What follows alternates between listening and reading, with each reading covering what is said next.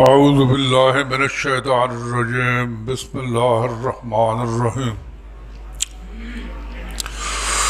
قال اللہ تعالی فی القرآن الحکیم وما كان الله ليضل قوما بعد إذ هداهم حتى يبين لهم ما يتقون۔ اللہ پاک ہدایت دینے کے بعد کسی قوم کو گمراہ نہیں کرتا جب تک کہ اس کو واضح طور پر کھول کر بیان نہ کر دے کہ کس چیز سے بچنا ہے۔ اس کو ہدایت کے تمام تقاضے جو ہیں وہ اللہ پاک بیان کر دیتا ہے، اور جس چیز سے بچنا ہے اس کو جہنم کے عذاب سے میں جانے کے لیے تو اس کی وہ تبیین بیان کرتا ہے۔ یہ تبینہ عربی گرامر والے جانتے ہیں، بیانہ جو بیانو تبییناً باب تفعیل سے ہے، اور اس میں جو خواص ہیں، خاصیت ہے اسباب کی، اس میں مبالغہ ہے۔ مبالغہ ایک بات کو اس کی تمام حد کے ساتھ وضاحت کر کے بیان کر دینا، یہ باب تفعیل کی خاصیت ہے۔ پچھلے جب درس میں عدنان سٹی میں ہوا تھا، اس کا موضوع بھی یہی تھا، عقیدہ عذاب و راحت قبل الآخرت۔ تو اس میں نے ان دوستوں کے ایک دعوے کا رد پیش کیا تھا کہ یہ جو دعویٰ ان کے محقق صاحب نے کیا تھا کہ عذاب و راحت قبل از قیامت بعد از موت، اس میں امت کا اختلاف نہیں ہے، تو میں نے اس کے رد میں ان کو مختلف کتابوں کے حوالے پیش کیے تھے، جس میں مقدمہ ابن خلدون ہے، منہاج السنہ ابن تیمیہ ہے، تلبیس ابلیس ہے، اور بہت ساری کتابوں کے حوالے۔ تو ان کے جواب دینے والے محقق نے بات کا بدنگڑ بنا لیا کہ دیکھو تم ابن خلدون کو پڑھو، تم تلبیس ابلیس کو پڑھو، تم فلاں کو پڑھو، ہم قرآن سے یہ دلائل ثابت کریں گے۔ تو انہوں نے اس انداز سے اس کا رد کیا۔ اب اس علامے کی میں اسماء الرجال کی روشنی میں تھوڑی سی تعارف کرا دوں۔ 2000 غالباً 14 تھا، ہم کراچی گئے تھے، اس وقت اس جماعت کا حصہ تھا۔ تو جب وہاں گئے کراچی تو وہاں پر یہ شورا کا اجلاس تھا، اور اس میں محمد ہادی صاحب بھی تھے، وہ نفیس احمد صاحب بھی تھے، محترم اکبر صاحب بھی تھے۔ تو وہاں بات چلی جب، تو ان سے گفتگو کوئی اور کر رہا تھا، تو وہاں انہوں نے ایک بڑی سی کتاب اٹھائی، اس کے کتاب کا نام ہے معجم المفہرس للالفاظ القرآن الکریم۔ تو اس سے انہوں نے آیت پڑھی مطاعن ثم امین۔ تو مجھ سے پہلے محترم اکبر صاحب بولے کہ بھائی یہ سما نہیں ہے، یہ سما ہے۔ اب اس علامے کی حالت جو تھی وہ دیکھنے والی تھی، وہ اس خفت کو مٹانے کے لیے اس نے اور موضوع چھیڑ دیا کہ روح مذکر ہے یا مؤنث ہے۔ یہ اس کی علمی حالت ہے۔ اس کے بعد 2000 غالباً 15 ہے جو 16 ہے، وہاں جو المسلمین شادرہ کا مرکز ہے، وہاں ہم بیٹھے تھے۔ تو پروگرام سے پہلے میں جا کے، یہ محترم خان صاحب بھی تھے اور ان کے ساتھ محبت خان صاحب آدمی تھے، ہمارے ساتھی ہیں کراچی کے، وہ ان سے گفتگو کر رہے تھے کسی معاملے میں۔ تو وہ کہہ رہے تھے کہ بھائی آپ جھوٹ بولتے ہیں، آپ جھوٹ بولتے ہیں، آپ جھوٹ بولتے ہیں۔ تو میں نے دل میں بڑا حیرت انگیز ہوا کہ بھائی یہ ہم تو اس کو بڑا علامہ سمجھتے ہیں، اور اس کے ایک بھائی اس کے منہ پر اس کو کہہ رہا ہے، اور اس نے جواب میں کوئی اس کو رد نہیں کیا اور نہ اس کی تردید کی۔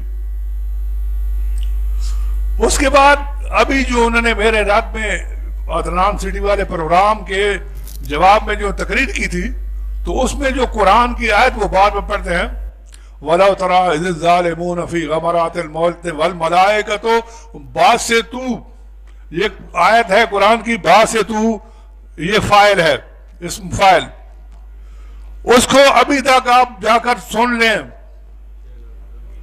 اس کو پڑھتے ہیں باسطو وَالْمَلَائِكَةُ باسطو وہ جمع کا صیغہ ہے اور اس کو واحد پڑھ رہے ہیں تو میں نے کہا بھائی یہ بدلا والوں کی قرت میں تو ہو سکتا ہے باسطو لیکن قرآن کا یہ لفظ باسطو ہے تو یہ ہے اس محقق کی تحقیق اور اس کا معیار بات یہ تھی جی کہ میں نے عرض کیا ہے یہ قرآن کی آیت بتا رہی ہے کہ اللہ تعالیٰ فرماتا ہے کہ میں کسی قوم کو اس وقت تک گمراہ نہیں کرتا جب تک اس کو کھول کر اس چیز کا بیان نہ کر دوں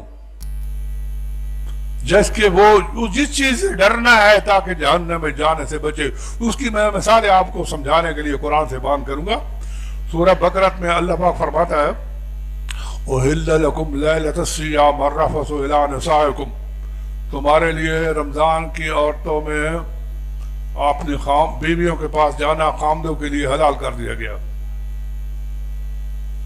علم اللہ انکم کنتم تختانون انفسکم اللہ کو پتا ہے کہ پہلے اہل کتاب کے دور میں جو بھی روزے تھے تو جو لوگ اس وقت اہل کتاب میں تھے تختانون انفسکم وہ اپنی جانوں پر ظلم کرتے تھے یعنی باوجود منع کے رات کو چلے جاتے تھے فَالْآنَ بَاشِرُوهُنَّ اب جاؤ تمہیں اجازت ہے وَابْتَغُوا مَا كَتَبَ اللَّهُ لَكُمْ اور جو چیز اللہ نے تمہارے لیے لکھ دی ہے اس کو تلاش کرو اولاد وَكُلُوا وَاشْرَبُوا کھاؤ پیو حَتَّى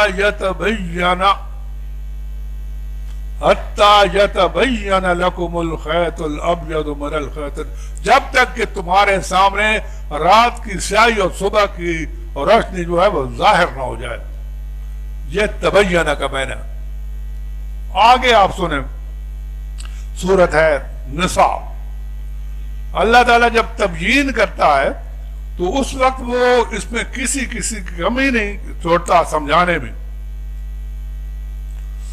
تو یہاں پر اللہ پاک تحریم کا مسئلہ بیان کر رہے ہیں رشتوں کی تحریم فرمایا حرمت علیکم امہاتکم و بناتکم و اخواتکم و اماتکم و خالاتکم تم پر حرام کر دی گئی تمہاری مائیں تمہاری بیٹیاں تمہاری بہنیں تمہاری پھوپھیاں تمہاری خالائیں بانجیاں بنات و لخ بنات بھتیجیاں و امہات نسائکم تمہاری ساسیں و ربائکم اللاتی فی حجورکم اور وہ بچیاں جو تمہاری دوسری شادی کی حالت میں تمہاری بیویوں کے ساتھ آ جائیں تمہاری ربیبہ ہوں پالی جانے والی پھر من نسائکم اللاتی دخلتم من اگر ان عورت سے تھے نکاح کے بعد تم نے دخول کر دیا ہے تو وہ جو بیٹیاں پہلے خامن سے آئی تھی وہ بھی حرام ہے اور وحلائل وابنائکم الذین من اصلابکم تمہاری بہویں تمہارے سلبی بیٹے جو ہیں ان کی بہویں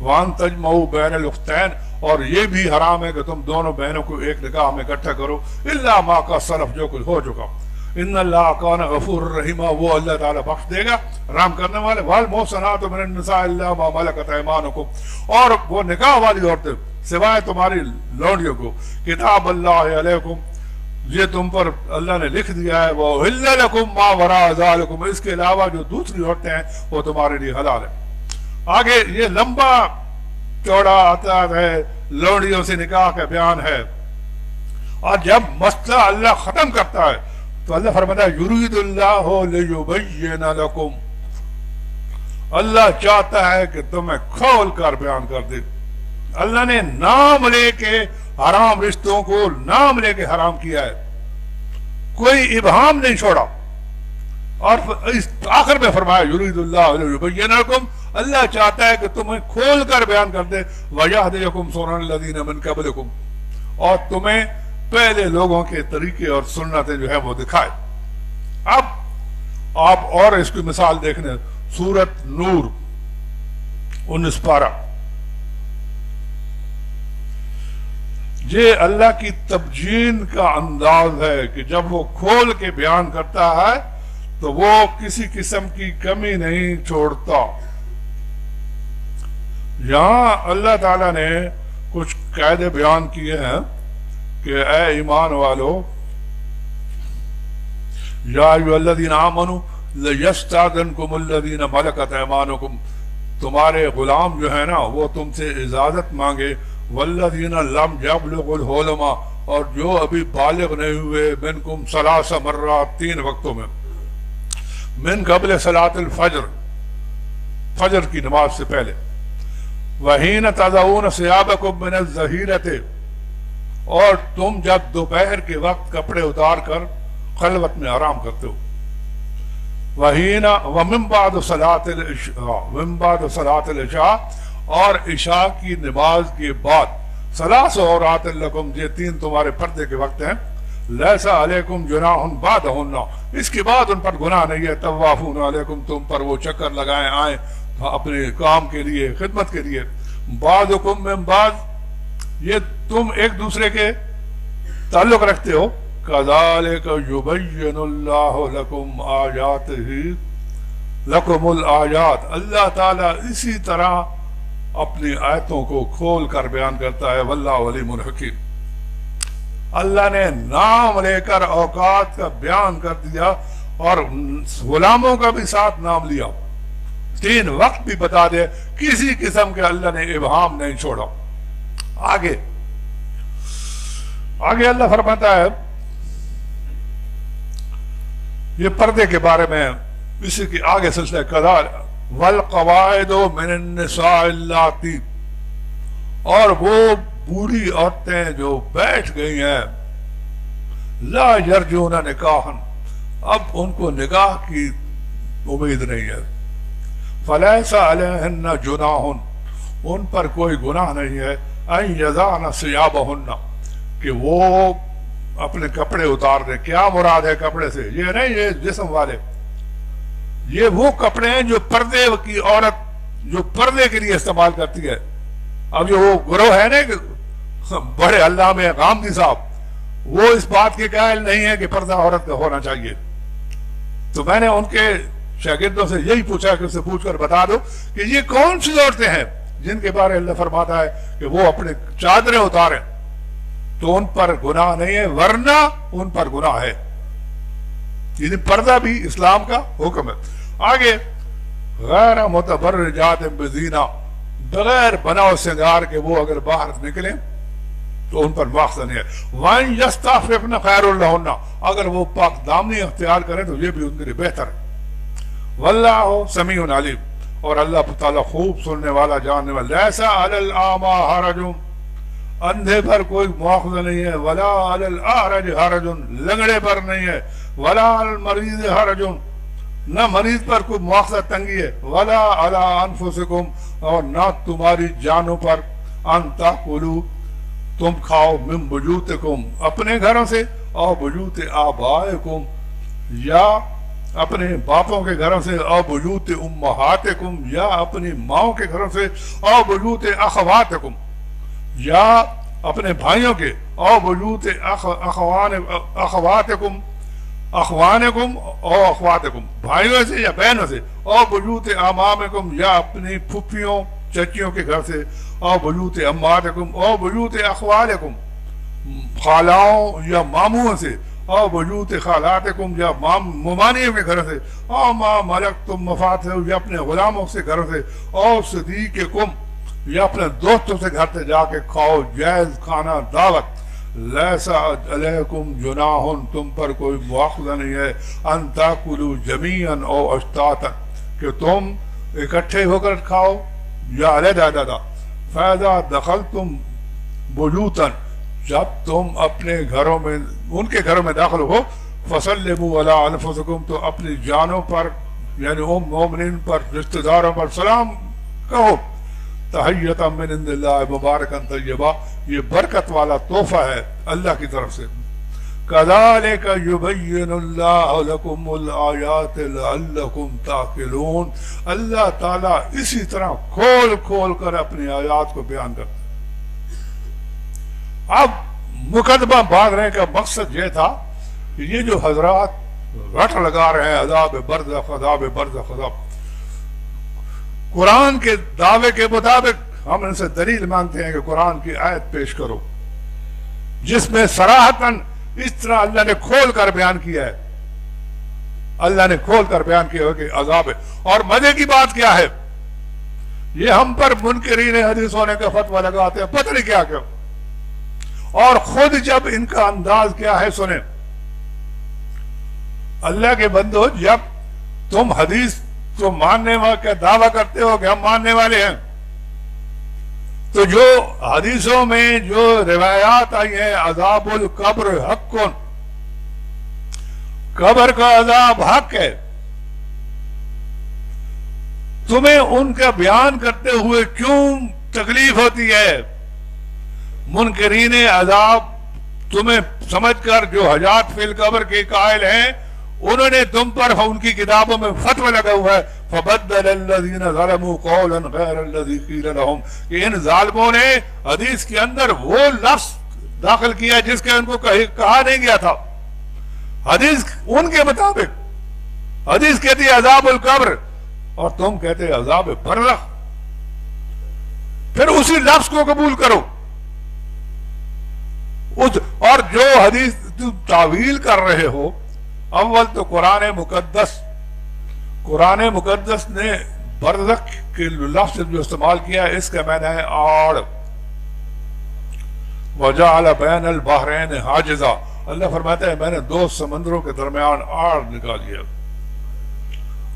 تم برزخ مکانی مانتے ہو، یعنی وہ جگہ ہے، ہم کہتے ہیں برزخ الی یوم یبعثون، یہ وقت ہے کہ موت کے بعد سے لے کر قیامت کے دن تک یہ وقت ہے، یہ آڑ ہے، اس میں کچھ نہیں ہوگا۔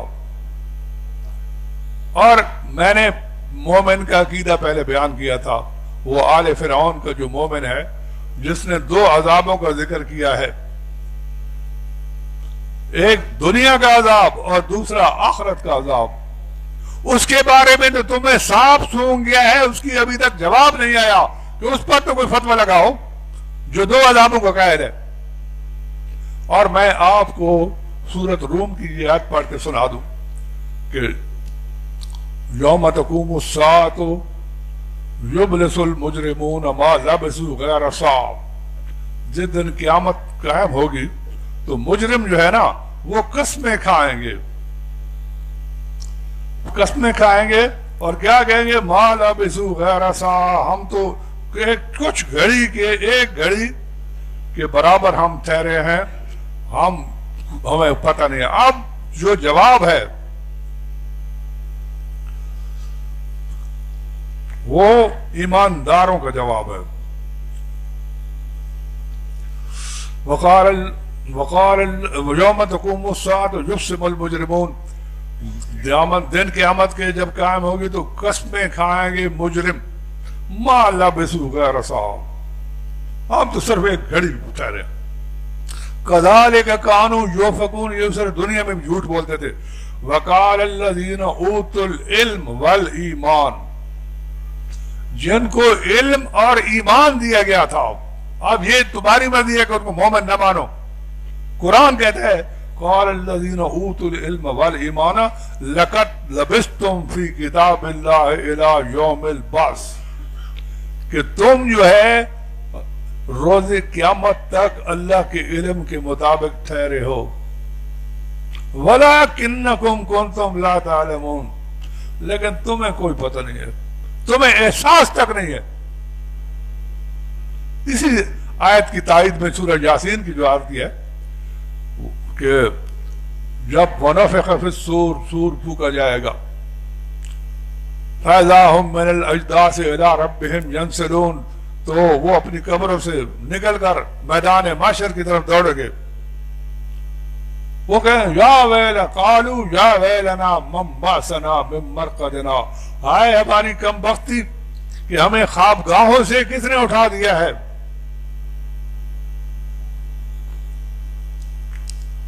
تو اب وہ احساس نہیں ہے، پتہ نہیں ہے، अमवात गैर अहयान वमा यशऊरून अय्यान युबअसून।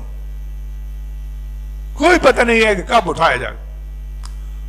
तो मोमिन जवाब देंगे, हाज़ा मा वअदर रहमान, अल्लाह ने इसका वादा किया था तुमसे, वसदक़ल मुरसलून, और रसूलों ने सच्चा वादा किया था और उन सच कर दिखाया। तो अब बात यह है कि खामखा पानी में, वो हमारी पंजाबी की मिसाल है, पानी में जगह मारना। जो इस्तिदलाल करते हैं वो एक तो है मौत के वक्त अजाब, फरिश्तों का आना, वो जो थप्पड़ मारते हैं, अजाब देते हैं, ये दुनिया का अजाब है। और रोज़े क़यामत जो होगा, अब वो कुरान के समझने की बात है। वो जो इन्होंने आयत पेश की थी, सनुअज़्ज़िबुहुम मर्रतैन, सूरह तौबा की, सुम्मा युरद्दूना। अब इसका मैंने जवाब दिया था पिछली दर्स के अंदर कि अल्लाह ताला मुनाफिकीन के बारे में ये आयत है, तो मुनाफिकीन के अजाब के बारे में अल्लाह ने कुरान में कायदा सूरह अजाब के अंदर बयान कर दिया कि ऐ मेरे नबी, अपनी बीवियों से और मोमिन औरतों से कहो कि जब बाहर निकले तो चादरें ओढ़ लें। लम यंतहिल मुनाफिकून वल्लज़ीना फी कुलूबिहिम मरज़ुन, ऐसा न हो कि ये जो मुनाफिक बाज नहीं आ रहे और जिनके दिलों में मर्ज है, लनुग़रिजन्नका बिहिम, हम आपको इन पर जरूर मुसल्लत करेंगे। सुम्मा ला युजाविरूनका फ़ीहा इल्ला क़लीलन, फिर आपके पड़ोस में ये नहीं रहेंगे मगर कोई थोड़े बच जाएंगे। मलऊनीना, इन पर लानत की गई है। ऐनमा सुक़िफ़ू उख़ुज़ू वक़ुत्तलू तक़सीरा, ये जहां भी पाए जाएंगे पकड़े जाएंगे और बुरी तरह कत्ल कर दिए जाएंगे। सुन्नत अल्लाह फ़िल्लज़ीना ख़लऊ, ऐसे लोगों के बारे में अल्लाह की सुन्नत है। वलन तजिद लिसुन्नतिल्लाहि तब्दीला, मेरे पैगंबर आप इस सुन्नत में, अजाब की दुनिया की सुन्नत में कोई तब्दीली नहीं पाएंगे। अब उनमें कोई ऐसा फहम वाला नहीं है कि भाई तुमने जो इस आयत से पेश करने की कोशिश की थी, अब इसका जवाब तो दो। नहीं,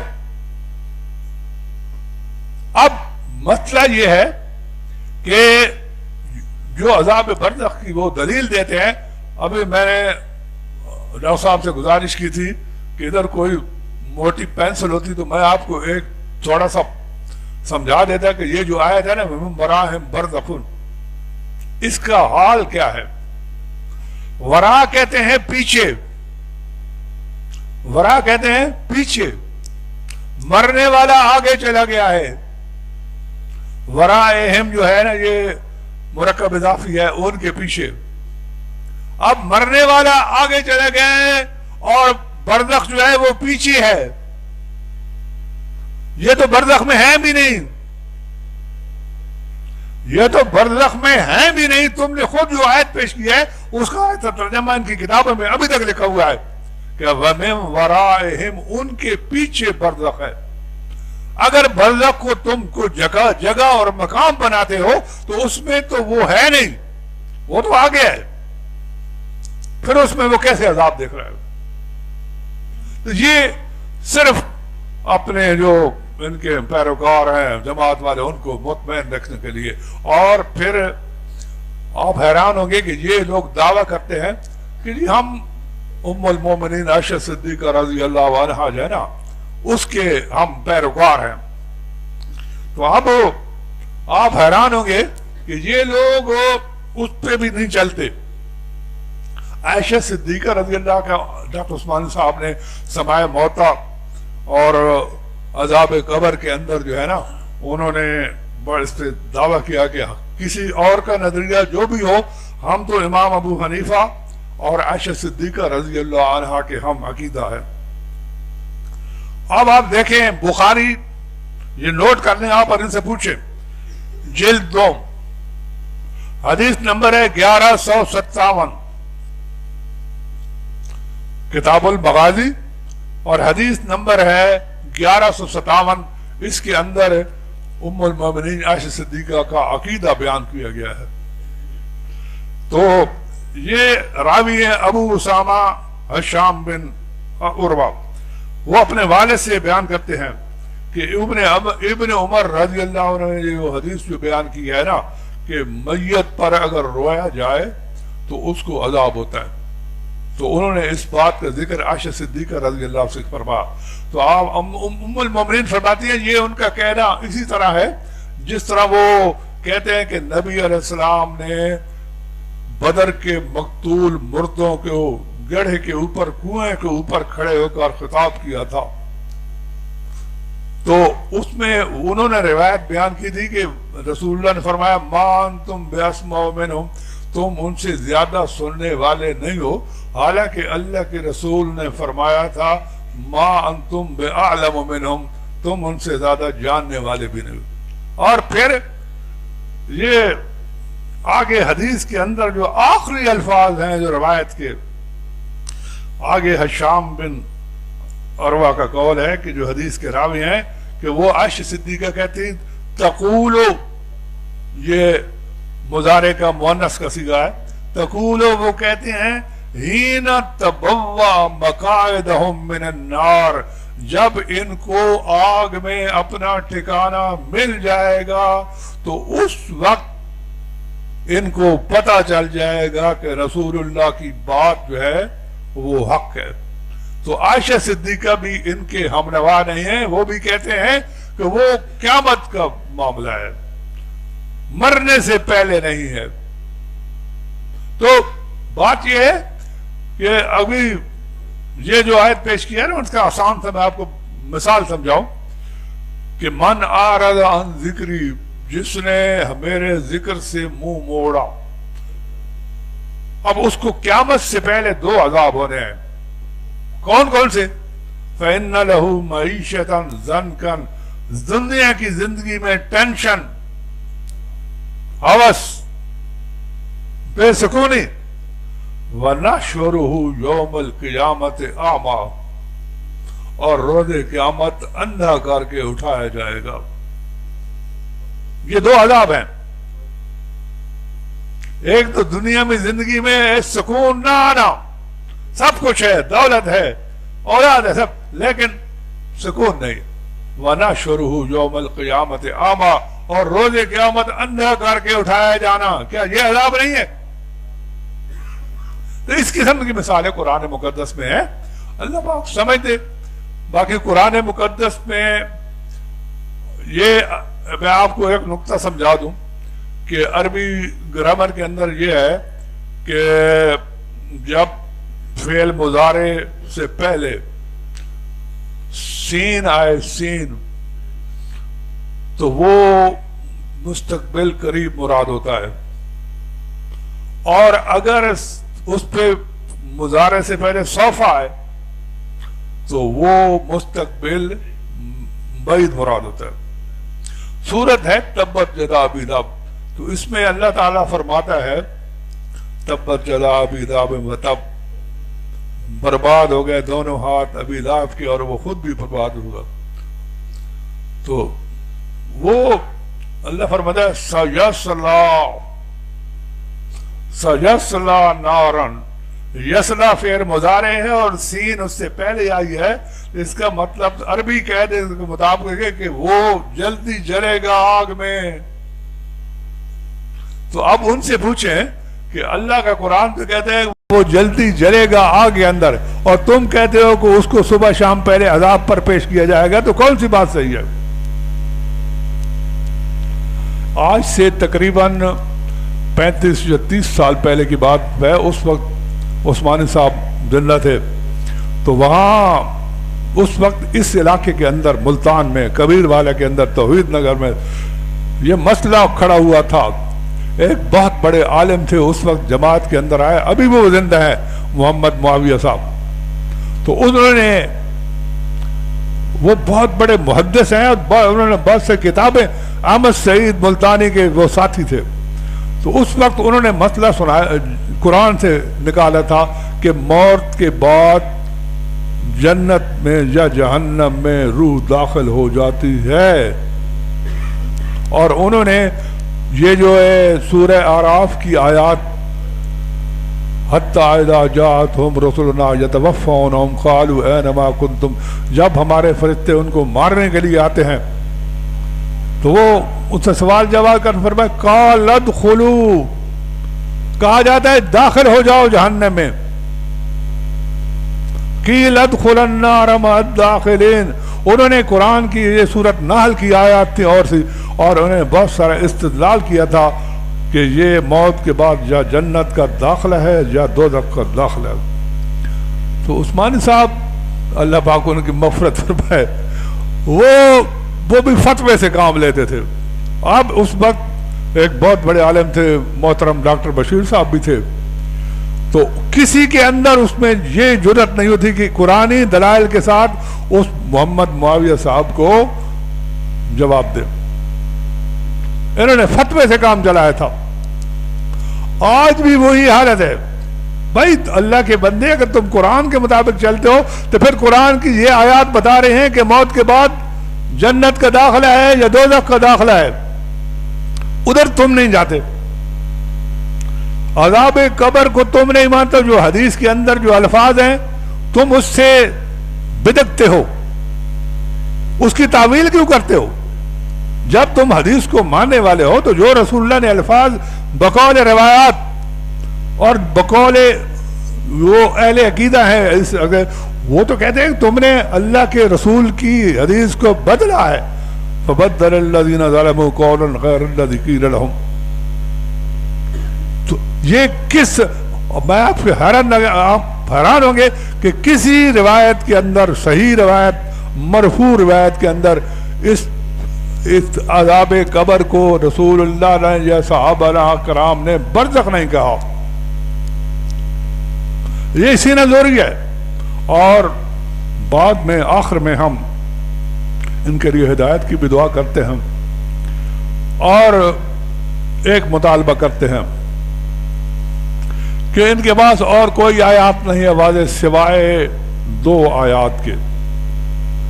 ایک سورۃ انعام کی آیت وَلَوْ تَرَىٰ إِذِ الظَّالِمُونَ فِي غَمَرَاتِ الْمَوْتِ وَالْمَلَائِكَةُ بَاسِطُو أَيْدِيهِمْ أَخْرِجُوا أَنفُسَكُمْ الْيَوْمَ تُجْزَوْنَ عَذَابَ الْهُونِ، اس میں ہے کہ تمہیں ذلت کا عذاب دیا جائے گا، اس کے یہ قائل نہیں ہے۔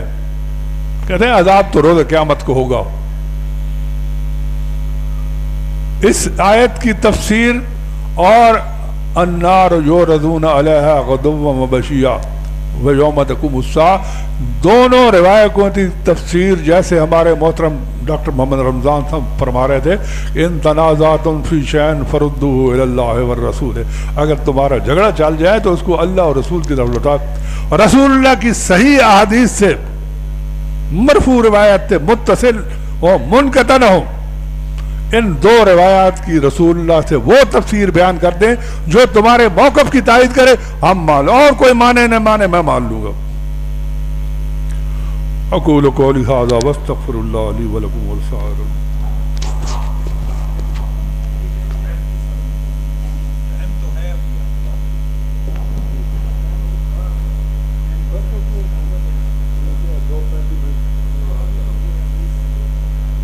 سوال وغیرہ تحریری طور پہ کوئی مختلف ساتھی کا سوال کریں تحریری، اگر کوئی اس ٹاپک کے متعلق اگر کسی کا سوال ہے تو تحریر کرتے ہیں،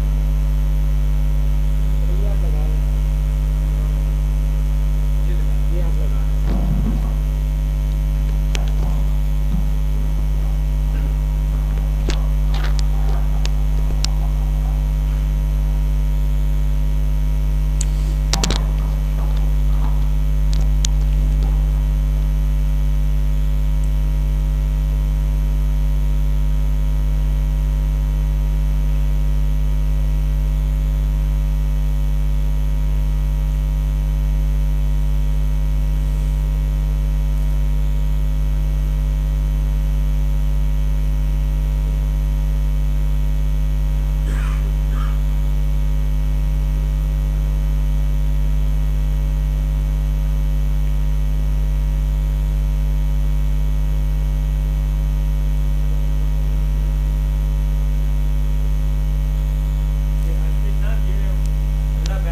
کا مسئلہ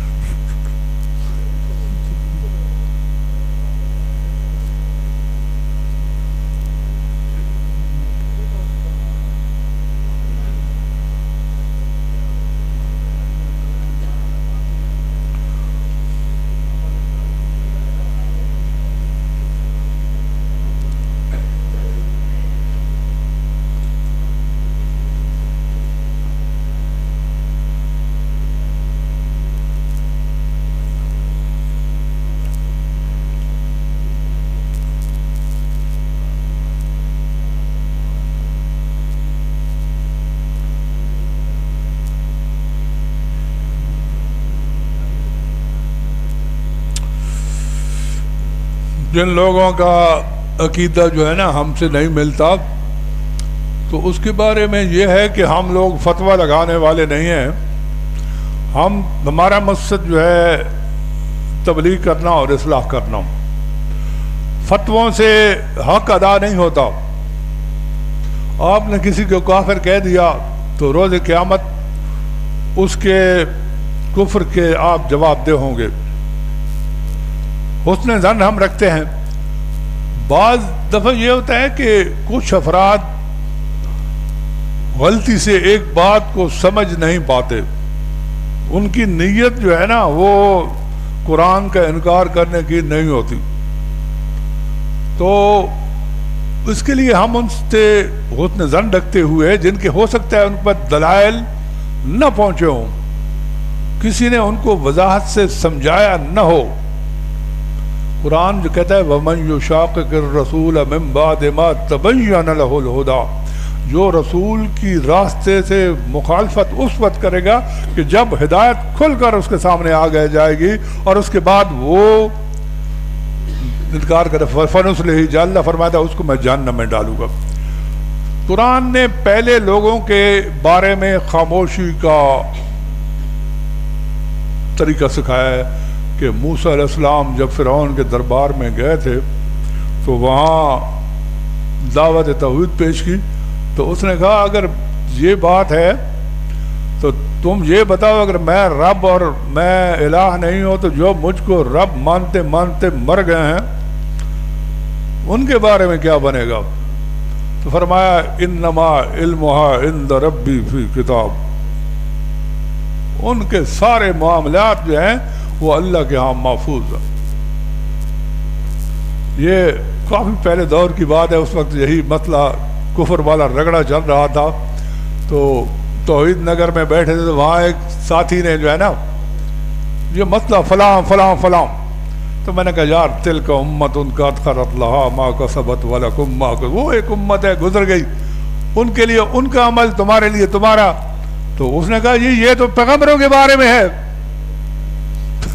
تو میں نے کہا بھائی اچھا یہ بات ہے تو وَلَوْ أَشْرَكُوا لَحَبِطَ عَنْهُمْ مَا كَانُوا يَعْمَلُونَ لَئِنْ أَشْرَكْتَ لَيَحْبَطَنَّ عَمَلُكَ, اگر تم نے شرک کیا تو تیرا عمل ہے. یہ تو پیغمبر کے لیے, آپ دوسروں کے لیے کیوں استعمال کرتے ہیں؟ تو بات یہ ہے جی کہ وہ لوگ قرآن کی تحقیق کرنے والے سے سمجھنے والے سمجھنا چاہتے تھے. ایک بات ہم تو ان کے بارے میں حسن ظن رکھتے ہیں کہ اللہ ان کو ہدایت دے, ہو سکتا ہے کل کو, آج نہیں کل ان کو بات سمجھ آ جائے. لیکن بات یہ ہے کہ ہم ابھی تک ان سے عقائد میں مختلف ہیں.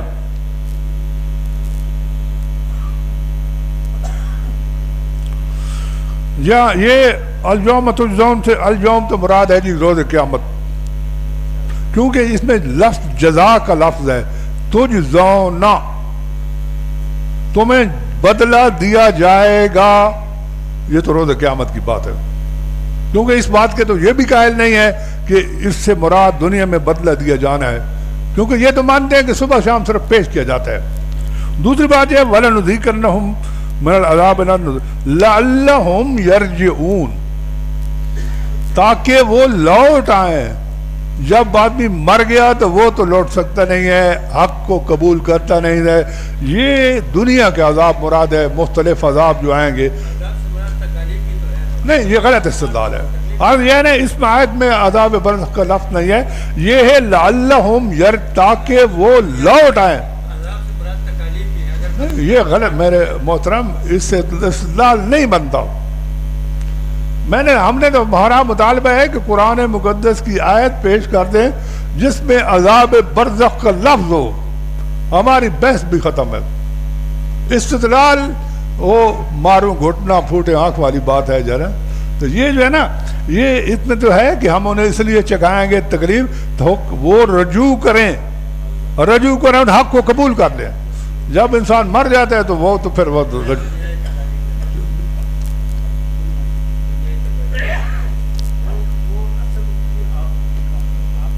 اللہ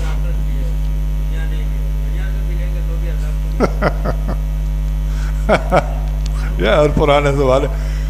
اللہ کے ہر نبی نے جس طرح یہ نعرہ لگایا نا لا الہ الا اللہ، اور دوسرا ان کا دعویٰ یہ بھی تھا لا اسألکم علیہ اجرا، کہ میں تم سے کوئی دین پر اجرت نہیں لیتا، اور اجرت لینے پر تو اللہ کے قرآن نے فتویٰ لگایا ہے یہود و نصارہ پر، جو ان سے کہا ہے کہ تم جو ہے نا لا تشترو بآیاتی ثمنا قلیلا، میری آیات کو تھوڑی قیمت کے بدلے میں مت بھیجو۔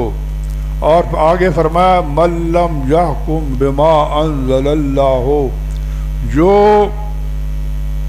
اس اللہ کے حکم یعنی اجرت لینا منع ہے، یہ انا انزلنا التوراۃ فیہا ھدی و نور، ہم نے تورات نازل کی، اس میں ہدایت ہے، نور ہے۔ یحکم بہا النبیون، اللہ کے نبی اس تورات کے مطابق فیصلہ کرتے تھے۔ کن کے لیے؟ اسلموا للذین، جو مسلمان تھے ان کے لیے تورات سے فیصلہ، للذین ہادوا، یہودیوں کے لیے، والربانیون والاحبار، ربانی عالم اور درویش، بما استحفظوا من کتاب اللہ وکانوا علیہ شہداء، جو کتاب اللہ کے نگہبان اور وارث بنائے گئے تھے، گواہ تھے۔ فلا تخشوا الناس، لوگوں سے مت ڈرو، وخشونی، اللہ فرماتا ہے مجھ سے ڈرو، ولا تشتروا بآیاتی ثمنا قلیلا، اور میری آیتوں کو تھوڑی قیمت کے بدلے مت بیچو۔ ومن لم یحکم بما انزل اللہ فاولئک، پہلا جو فتویٰ ہے وہ اسی اجرت پر لگا ہے۔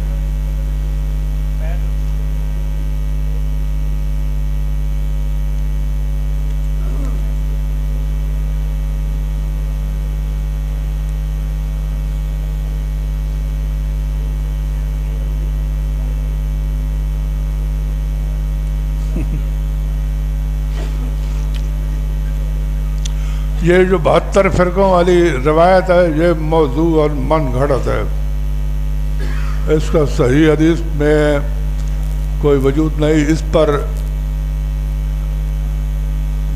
محقق تھے حبیب الرحمن کاندروی، انہوں نے ان کی کتاب ہے مذہبی داستان، اس کی دوسری جلد میں یغل 32 میں انہوں نے اس کو اڑا دیا ہے۔ اور اس کے بعد ایک بہت بڑا شام کا محدثہ ناصر الدین البانی، اس نے بھی سلسلۃ الاحادیث الموضوع والضعیفہ کے اندر اس چیز اڑا دیا ہے۔ عذاب جو ہے نا جی، یہ روز قیامت ہوگا۔ قبر میں تو ابھی ہم نے بتا دیا ہے کہ قبر تو چھوڑو، برزخ کا بھی کوئی قرآن کے اندر ثبوت نہیں ہے جس کی کوئی ایسی آیت ہو جو بتایا کہ برزخ تو ان کے پیچھے ہے۔ جو آیت کا ترجمہ آپ دیکھیں نا، برزخ مرنے والوں کے پیچھے ہے، وہ ان کو دنیا میں واپس جانے سے روکتا ہے، اور وہ تو برزخ سے آگے ہے۔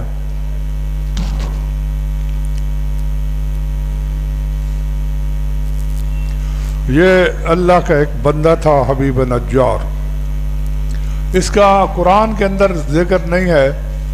وہ قرآن تو بتاتا ہے کہ اللہ کے رسول آئے، انہوں نے دعوت پیش کی، ان دونوں کو قوم والوں نے جھٹلا دیا، پھر تیسرا شخص آیا، اس نے ان کی نصرت کی۔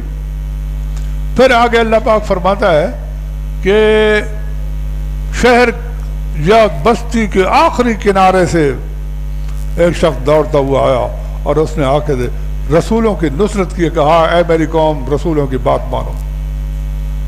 تو اب اس قرآن کے اندر یہ وضاحت نہیں ہے کہ اس کو قتل کر دیا گیا، یہ نہیں ہے۔ اس کے بارے قرآن کہتا ہے کہ لدخل الجنہ، اس کو بشارت دی، کہا گیا۔ یہ قیلا کا قرآن میں کئی جگہ استعمال ہوا ہے اور اس کا معنی مضارع میں کیا جاتا ہے، جیسے فرعون اور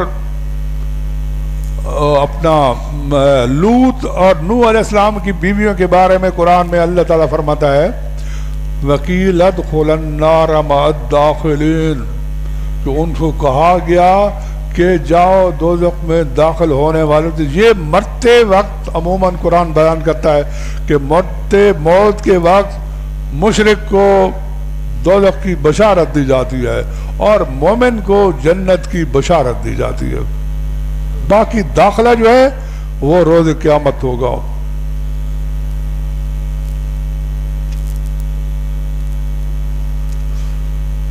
روح قرآن نے اس کی مثال میں کہ طاقت ہے، پاور ہے، طاقت ہے کہ انسان کے اندر جب آتی ہے تو وہ پھر آگے کام شروع کرتا ہے۔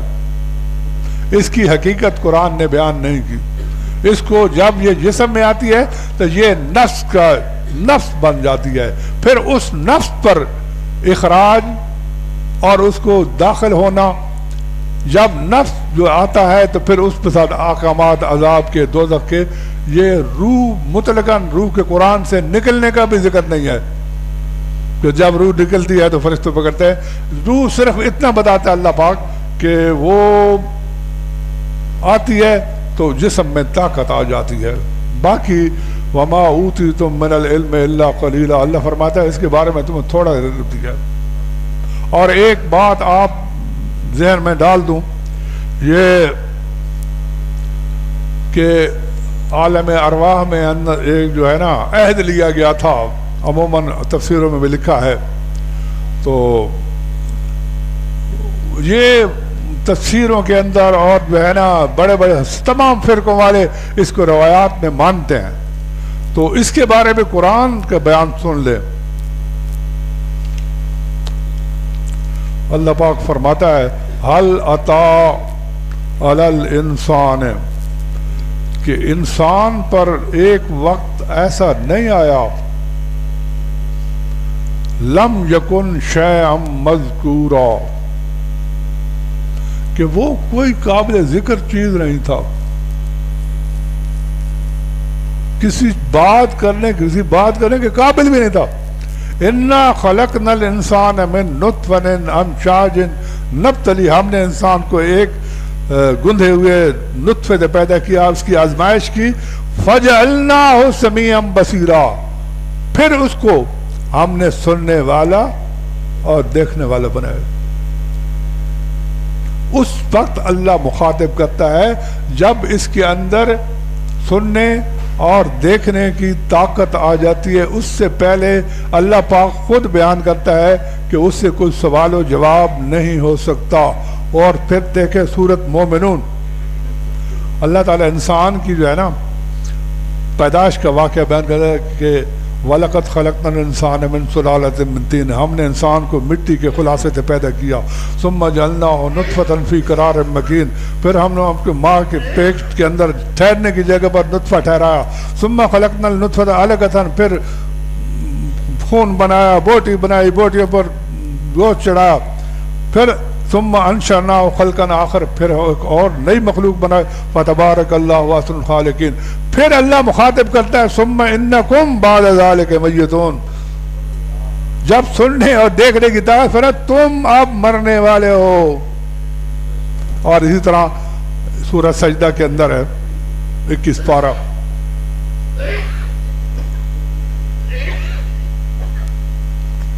سجدہ،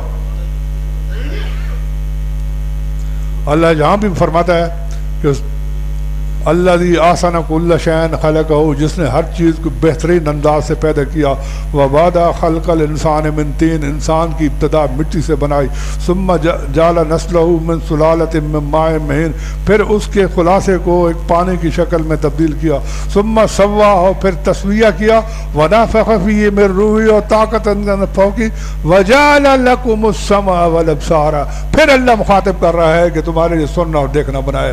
تو اس سے پہلے یہ جو اہل عہد الست والا واقعہ ہے جو کہ یہ قرآن کے خلاف ہے۔ صدق اللہ۔